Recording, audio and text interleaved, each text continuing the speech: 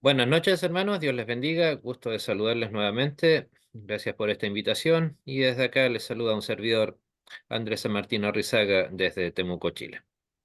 Damos comienzo a nuestro tiempo devocional. Nos dice el apóstol Pablo en la epístola que él escribió a los romanos, en el capítulo 6, versículo 14. Dice la palabra del Señor: porque el pecado no se enseñoreará de vosotros, pues no estáis bajo la ley, sino bajo la gracia. Amén. El Amén. apóstol hace acá claramente una declaración muy extraña. ¿Cuál es la razón por la que el pecado ya no tendrá dominio sobre los que ya no vivimos bajo la ley, sino bajo la gracia? Son dos razones. La primera descansa en la calidad del corazón del regenerado por la gracia, usted y yo. Y la segunda, en el gobierno y corazón de Dios. Cuando un alma por la ley queda muerta para la ley, como lo dice Gálatas 2:19, y en adelante vive por la fe en Jesús, por pura gracia, esa persona recibió un nuevo corazón. Un corazón que de ahí en adelante ama sinceramente a Dios y su santa voluntad. Y por lo tanto va a odiar, repudiar el pecado. Anteriormente, mientras no conocía el Evangelio de nuestro Señor Jesucristo, ni creía en el perdón de Dios, esa persona estaba esclavizada bajo el yugo de la ley.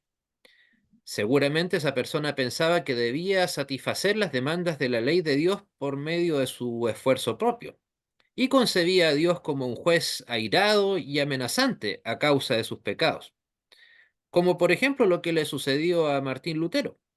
Eso es exactamente lo que podría describir la vida espiritual de Lutero antes de conocer de la palabra del Señor. Veía a un Dios molesto, enojado, que solamente le aplicaba la ley, pero nunca había conocido de la gracia. Esa era su gran tribulación, precisamente. Entonces, así, el angustiado corazón no podía amar a Dios ni odiar al pecado. Es cierto que las amenazas de Dios lo dejaban preocupado por su pecado y le hacían sufrir a causa de ese mismo pecado. Sin embargo, nunca podía aborrecerlo y maldecirlo sinceramente. No, su relación con el pecado era la de un enamorado separado por la fuerza. Se separaba de lo que amaba solo por conformar a un severo padre o a un severo superior. Como en su imaginación, Dios solo era un amenazante y airado juez. No podía amarlo, ni deleitarse, ni regocijarse en él, por lo que su amor era falso, contaminado por el pecado que Dios, por supuesto, condena.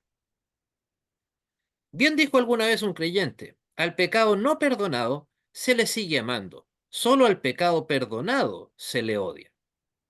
No es un versículo bíblico, por supuesto, pero es una frase bastante descriptiva de la realidad del creyente y el pecado.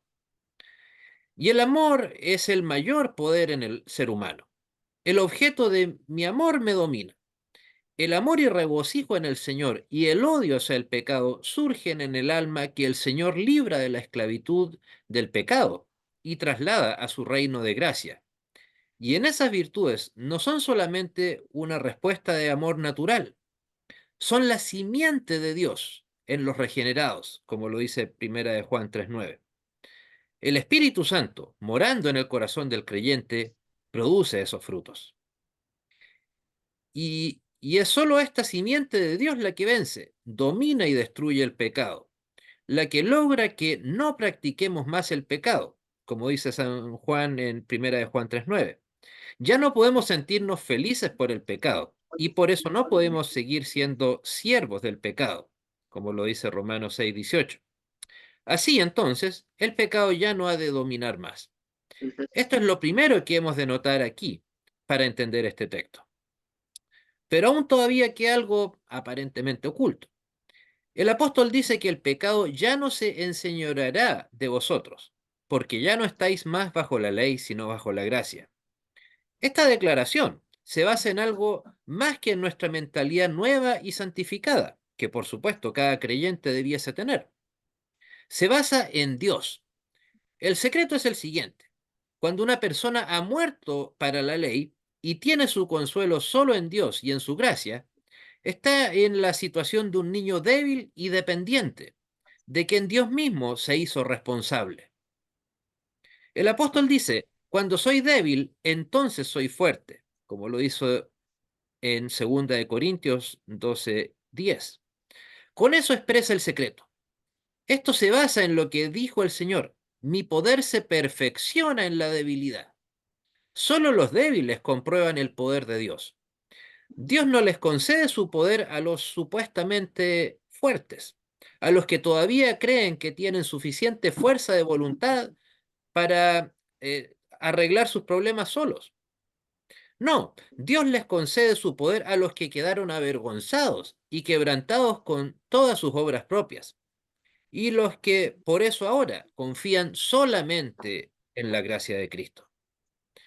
Los que todavía están bajo la ley, los que aún no quedaron exhaustos y demolidos, sino creen que ellos mismos son capaces de dominar su naturaleza pecaminosa, estos todavía confían en su propia capacidad.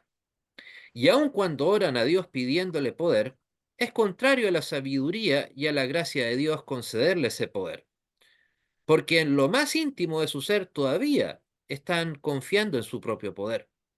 Todavía no han muerto para la ley y por lo tanto no confían plenamente en la gracia. Si miramos solamente de manera superficial la piedad de una persona autosuficiente, nos puede parecer que posee el poder de Dios para deshacerse del pecado, hacer como que el pecado no existiera en su vida. Tal vez en apariencia sí se ve. Sin embargo, el Señor dice que es solo una pureza aparente, como la que mencionó él mismo cuando habló del sepulcro blanqueado en Mateo 23:27. El Espíritu Santo todavía no le reveló el poder mortal del pecado. Mientras la persona todavía cree poder realizar algo bueno para salvarse a sí misma con su propia capacidad y con sus observancias, significa que el poder de su depravación interna todavía no ha sido plenamente quebrantado. Muy distinto es el caso de los que ya desesperaron de sí mismos y hallaron toda su justicia y fuerza únicamente en nuestro Señor y Salvador Jesucristo. El Señor mismo asume la responsabilidad por esas almas decaídas, por esos hijos débiles y dependientes. Así como nosotros asumimos la responsabilidad por nuestros hijos recién nacidos y mientras ellos están aún en manos de nuestro cuidado. Ellos no son responsables de sí mismos. Los responsables somos nosotros, los padres. De igual manera, Dios, como un buen padre, toma sobre sí la responsabilidad de nuestra fortaleza espiritual. ¿Por qué? Porque esa fortaleza espiritual ni usted ni yo podemos obtenerla.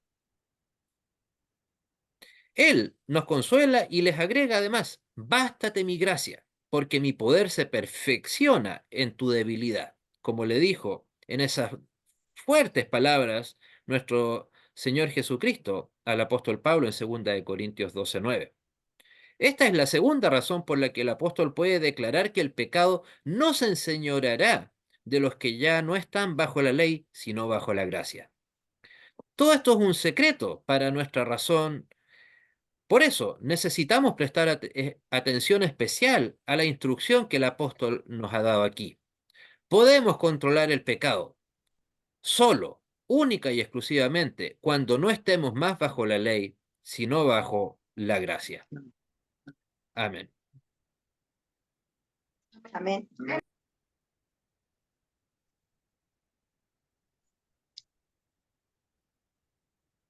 Ok, hermanos, continuando con nuestra